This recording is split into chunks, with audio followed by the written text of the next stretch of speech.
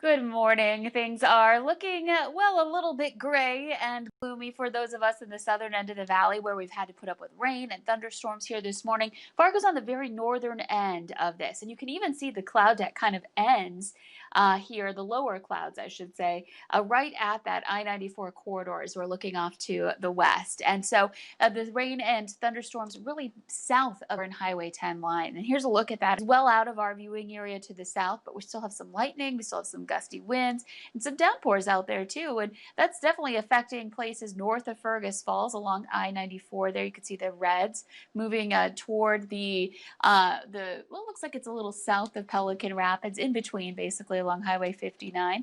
And then Wahpeton Breckenridge still getting that steady rain going on as well. Out to the west, we've got that clearing line. So it looks like Lemoore, Dickey County starting to quiet down, and gradually this will shift eastward too.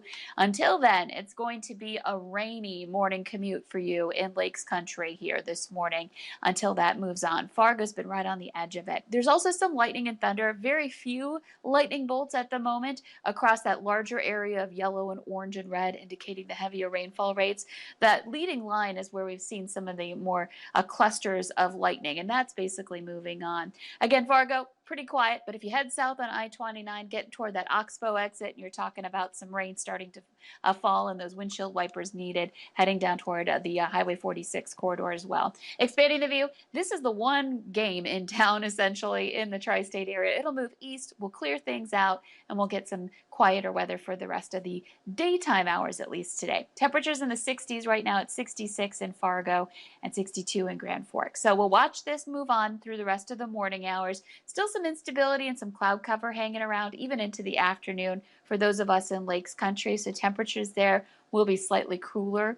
As we head further into the afternoon, that tries to clear. Fargo may be included in that cloud cover too, so it might be tough to get more sunshine in the FM area. You're more likely to see it up north and out to the west, with some strong winds coming in out of the southeast, pumping in some moisture, some humidity for today. You're going to notice that. If not already, later today, you'll notice that with temperatures in the 70s to some 80s.